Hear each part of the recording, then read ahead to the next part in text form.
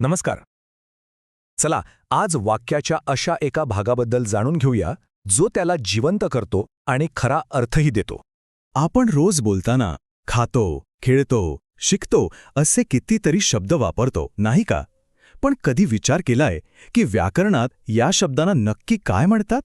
चला आज हेच रहस्य उलगडूया.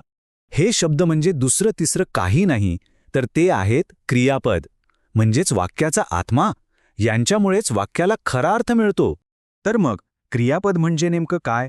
अगदी सोपा आहे. जो शब्द वाक्यातली ॲक्शन म्हणजे क्रिया किंवा एखादी स्थिती दाखवतो ना, त्यालाच क्रियापद म्हणतात. जसं इथे दिसतंय, राम खेळतो, ती वाचते, पक्षी उडतात. यामध्ये खेळतो, वाचते आणि उडतात हे शब्द क्रिया दाखवतात, म्हणून ती झाली क्रियापद. पण क्रियापद इतकं महत्वाचं का बरं? अहो, कारण त्याच्याशिवाय वाक्य पूर्णच होत नाही.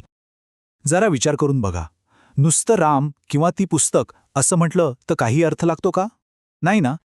पण जसं आपण म्हणतो राम खेळतो, तसं लगेच चित्र स्पष्ट होतं. म्हणून क्रियापद वाक्याला पूर्ण करतं. चला आता जरा अजून खोलात जाऊया. क्रियापदांचे पण प्रकार असतात बरं का. त्यांना वाक्यात कर्माची गरज आहे की नाही यावरून त्यांचे दोन मुख्य प्रकार पडतात. इथे बघा, दोन्ही प्रकारांमधला फरक किती सोप्या पद्धतीने दाखवलाय. एक म्हणजे सकर्मक क्रियापद, ज्याला अर्थ पूर्ण करण्यासाठी कर्माची गरज असते, आणि दुसरं अकर्मक क्रियापद, ज्याला कर्माची गरज नसते. राम पुस्तक वाचतो या वाक्यात वाचण्याची क्रिया पुस्तकावर होतीये, पण राम धावतो हे वाक्य कर्माशिवाय सुद्धा पूर्ण आहे. धावण्याची क्रिया तिथेच पूर्ण होतीये. आता सकर्मक क्रियापदाबद्दल जरा अजून समजून घेऊ. या उदाहरणात बघा, ती फळं खाते. इथे खाण्याची क्रिया कुणावर होतीये? बरोबर, फळावर. म्हणजे फळ हे झालं कर्म. जर फक्त ती खाते असं म्हटलं तर लगेच मनात प्रश्न येतो, काय खाते? आणि या प्रश्नाचं जे उत्तर मिळतं तेच असतं कर्म. आणि ही आहे एक मस्त युक्ती. सकर्मक क्रियापद ओळखायचं असेल ना, तर क्रियापदाला फक्त काय किंवा कोणाला असा प्रश्न विचारायचा. उत्तर मिळालं तर समजायचं ते सकर्मक क्रियापद आहे. ती काय खाते? उत्तर मिळालं फळ. म्हणजे खाते हे झालं सकर्मक क्रियापद. आहे की नाही सोपं? आता वळूया अकर्मक क्रियापदाकडे. इथे ना क्रियेला कर्माची गरजच नसते, ती स्वतःच पूर्ण असते. जसं की बाळ झोपते, झालं, झोपण्याची क्रिया इथेच संपली. इथे तुम्ही काय झोपते किंवा कोणाला झोपते असे प्रश्न विचारले तरी काही उत्तर मिळणार नाही. चला आता क्रियापदाचा आणखी एक इंटरेस्टिंग प्रकार पाहूया. कधीकधी काय होतं, क्रियापद एकटं येत नाही, ते आपल्यासोबत एका मदतनीसाला घेऊन येतं. यालाच म्हणतात संयुक्त क्रियापद. याची रचना एकदम सोपी आहे. एक असतं मुख्य क्रियापद जे मेन ॲक्शन दाखवतं, आणि दुसरं असतं सहाय्यक क्रियापद जे त्याला मदत करायला आलेलं असतं.